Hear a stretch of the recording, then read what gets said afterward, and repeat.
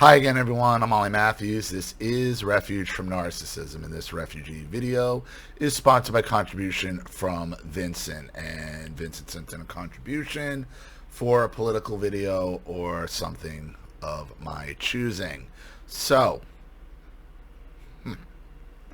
politics. What to talk about, what to talk about, what to talk about. A lot going on. But what I wanted to focus on here was the new topic of conversation is Trump versus DeSantis. Where do I stand? What's the take? What's going on? What should be happening? And first, let me say this, okay? As a conservative, as somebody who's would consider himself America first and a nationalist, and definitely right wing.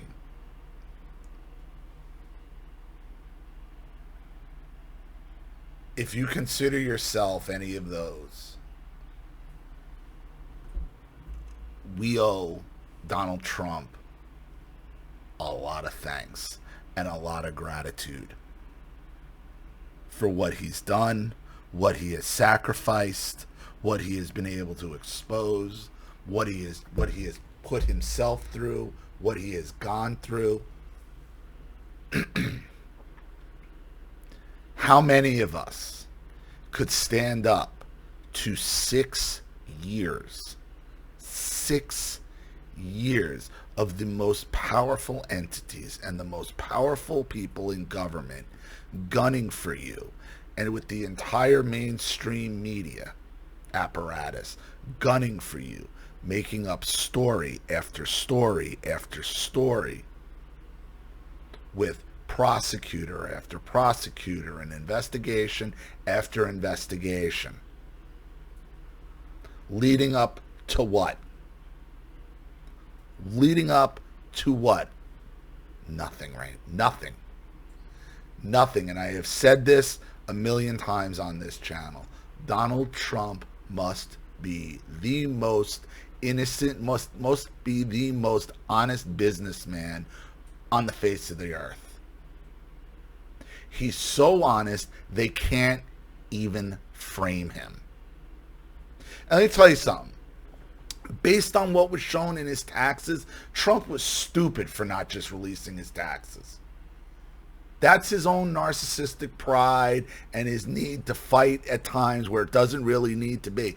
And, you know, to be fair to him, when you always have to fight and the attacks come from so many different directions, it's the only mode he knows how to be in anymore.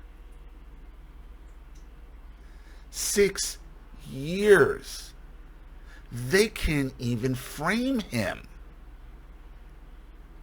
You think how easy it is in some of these cases for the DOJ to get away with what they get away with. Okay, you look at the nothing behind a lot of these cases. If they want to convict you of something, they're going to convict you of something. And yet, with this guy, 6 years, they can't lay a glove on him. Not with special counsels, not with state prosecutors, not with FBI raids. And we're not even going to get into, you know, the hypocrisy, because that's all Republicans do is hypocrisy. Look at Biden, look at this one, we know, and this is why you owe Trump a debt of gratitude, a thank you for all you have done, for exposing all this and taking it all on and having your businesses crushed and your family crushed and your friends crushed and your reputation crushed.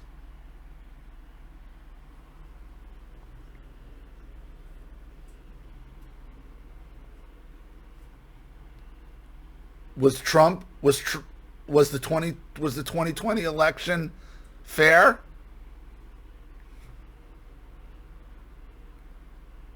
No, but you knew it wasn't going to be. It's no different than any other election that goes on. You knew the rules, you knew how they were playing by them, and the Republicans chose to sit there and complain and pound the rule book. instead of playing the game as it's supposed to be played.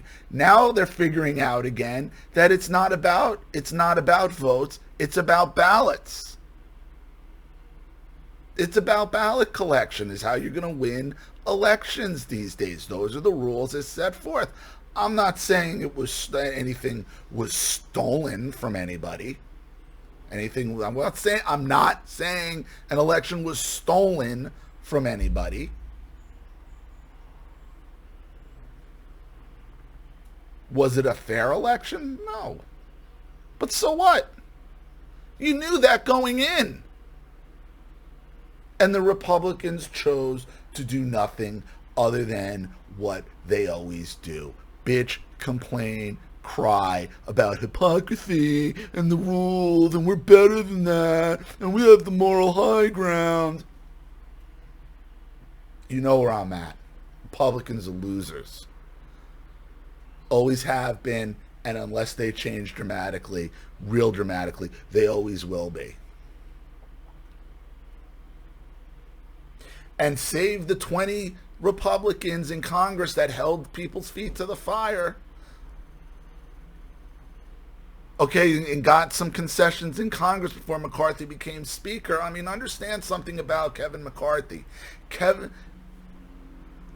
Everybody's worried about Kevin McCarthy becoming the next Paul Ryan. But here's what everybody seems to forget.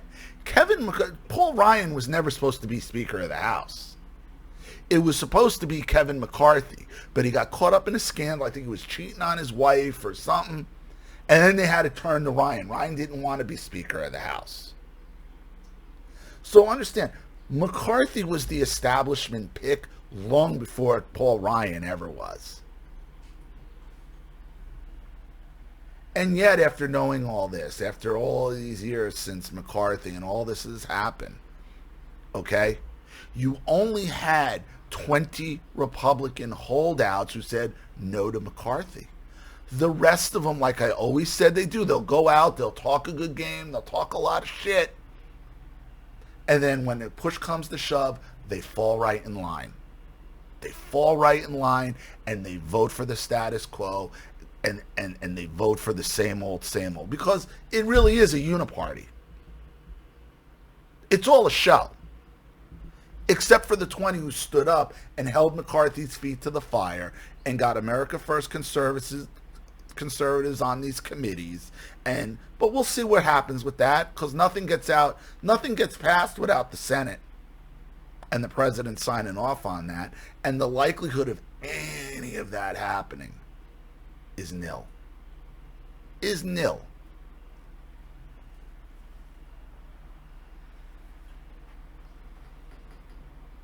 Does Trump deserve a second term? I think he deserved a second term in 2020. Does he deserve a second term in 2024? Yeah, I think he does. He deserves it.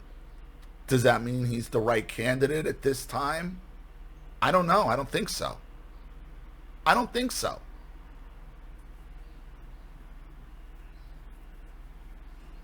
And that's hard for me to say because I love the guy. I do. I love the guy. But he's got problems of his own making. What is he going to do about these crazy anti-vaxxers who are holding him responsible for the vaccine, which we know is safe and effective and doesn't hurt anybody, and it does whatever YouTube and the CDC says it does. Okay? He's still owning it. Yeah, it's safe and effective. He's done. Okay, great, but that's not what your base believes. And it's beyond a majority of what your base believes. Okay, it's a preponderance of what your base believes. And I said this again before. If there's one issue that's going to really trip Trump up, it's that. Not saying it's a valid reason. I am not saying it's a valid reason. I am just telling you what the thought process is of his true America First base is. They don't like it. So he's still doubling down and tripling down on it. Okay? And that's a problem, because that is the one issue. That is the one issue that is going to get people to walk away from him. Not his hiring. And when you know his personnel issues were atrocious. And there's a litany of reasons and excuses you can make for that. Well, he wasn't really in government. He didn't know these people. Okay. And let me explain what I think happened there. Because whether it's a government bureaucracy or a corporate bureaucracy, they operate pretty much the same. Except when you have the power of the government behind you, where you could send men with guns to come and arrest you if you don't do what they want you to do, it becomes a lot more off the chain, which is what I don't think he understood. I think because he understood a corporate bureaucracy, he understood business bureaucracies and the politics that go along in those, that he thought that just translates over into governmental policies. Okay, and though the behaviors are the same, okay, the power of the government is far greater. Where, I mean, and not that these corporations don't have power, obviously they do, through their lobbyists and their own money, okay, but they don't have direct power to send somebody to come and arrest you and throw you in jail and take your speech. Well, now they do through the social media companies. And that's what Trump doesn't understand. And Trump, and I have to say it, Trump is going to be in his 80s. He's a boomer. He's still a boomer. Now, he doesn't necessarily act like a total off-the-chain boomer, but at the end of the day, he's a boomer. Which is why, and he's got to explain it. Like, his personnel, like, his base will write off his personnel decisions as he didn't know, he was up against everybody, and a lot of that is true. And like I said, me personally, I put a lot of the failures. I put about 90% of the failures, okay, of his first administration and the problems in his first administration on one appointment, on one person, fucking Jeff Sessions. That was the single worst appointment he made. Okay, and on paper it looks good. You think, this guy has been a long-time conservative from Alabama, America first. He says all the right things, but what happens? What does Sessions do the second he gets the job? He hears, oh, well, Russia this, Russia that. Well, I'm going to recuse myself, appoint Rod Rosenstein, okay, and then worry about trying to arrest potheads. Without Jeff Sessions and his weakness and his fecklessness and his none of this, 90% of this bullshit doesn't happen. He could have shut it down from the get. He should have demanded Comey get fired day one. He should have been like, I was a part of the Trump administration. There was no Russians. There was no collusion. It didn't happen. Go fuck yourself, and fired everybody. But he didn't. Because he was more concerned about the title, the power, and his obsession with going after potheads. That's all. That's what Jeff Sessions cared about.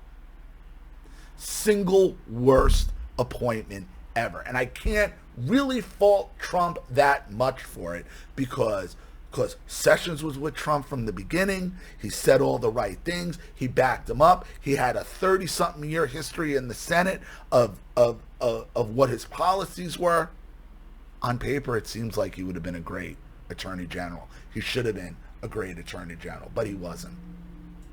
And that screwed up so much. So that's why the America First people will give Trump a pass on his personnel decisions, whether it be Fauci. Like, he don't know these people. He don't know Fauci. He don't know these people. He don't know who Chris Wray is. He's getting that from Chris Christie.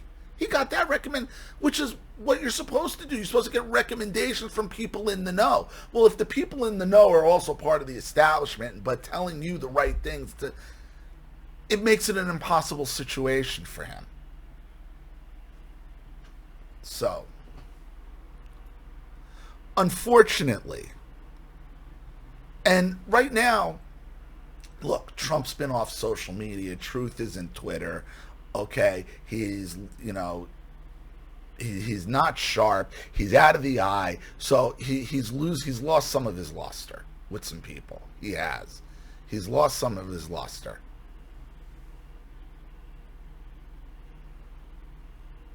But I mean, like right now, until and I don't think he should be handed the nomination. I don't think anybody should be handed the nomination. I think he should be challenged for it. And I think at this point, as much as selfish as I am, and I've said in the past, I didn't want DeSantis to run for president because I want him to remain governor of my state because it's awesome here. Okay, you can't do that. Because he's already seeing these warmongers. God forbid they put up one of these warmongers like Nikki Haley, who's going to announce, or Mike Pompeo. Like, could you imagine a choice between Mike Pompeo and Gavin Newsom? Like, what in the hell? What? Because that's who's going to be on the Democrat side. They're obviously setting it up for Gavin Newsom to come in. So then that moves to DeSantis. Obviously, DeSantis could be the only other choice. Okay, but DeSantis also has has some stuff to answer for. We don't know what his foreign policy is. See, Trump's greatest strength and his greatest accomplishments was his foreign policy, was keeping us out of bullshit overseas, was calling out the globalists, keeping them at freaking bay, which is why they hated him. Remember, they impeached him over Ukraine, where we're now at war. So what does that tell you? What does that tell you? We don't know what DeSantis' actual foreign policy is. And you can't go by, and understand, there's people on Twitter right now, and they're already fighting, the Trump people, the DeSantis people. The DeSanctimonious thing from Trump is stupid. It's stupid. DeSantis is playing this exactly right, himself and his people, by just being above board on it, is not directly fighting or attacking Trump, and Trump shouldn't directly fight or attack DeSantis either. But now you got these people on Twitter and like the simps and the maggots listen. These two haven't even faced off in a debate yet. We don't know where they stand. You don't know what Trump's answers are going to end up being on lockdowns and COVID and vaccinations, even though we know everything that we were told was true, and the CDC and YouTube are right, and it's safest, effective, saves lives, yada, yada, yada, yada, yada. It's not what Trump's base believes. It's not what Trump's base believes. So I don't know what his answers are going to be for that. And I don't think it's going to work for Trump to stand there and attack DeSantis the same way that he attacked Jeb. Now, people are going after DeSantis, and this is a worry. And this is a worry because these establishment types like Jeb Bush and like Paul Ryan seem to be just circling around DeSantis. Circling. And what makes that concerning is you don't necessarily know what DeSantis' foreign policy is going to be. What it is, what his stance is on Ukraine, on war, on the EU, on all that, on China. You don't necessarily know. You said, DeSantis has said any of that ESG stuff, any of that New World Order, WEF stuff that's happening over there, that's dead on arrival in Florida. So you would assume it's dead on arrival everywhere. But I want to hear it. I want to hear Trump and DeSantis debate, not argue, debate on foreign policy. I want to hear Trump and DeSantis debate on on COVID, on lockdowns, on vaccinations. I want to debate without attacks. You said this, you said that. Listen. People are sending out clips of, Trump praised DeSantis here, and it was Trump who pushed the lockdowns here, but DeSantis pushed the lockdowns over here. COVID was a mess. It was a mess. And I think both Trump and DeSantis tried to handle it the best they could with the information that they were being given. Who, in my opinion, handled it better? In my opinion, obviously, it was DeSantis. DeSantis ended up being more right. But I'm a dummy. So don't take me. I'm just some douchebag on, trying to make a living on YouTube. Okay? That's me. And if Trump goes into these debates with these attacks and without an answer to satisfy his base is going to go over to DeSantis right quick.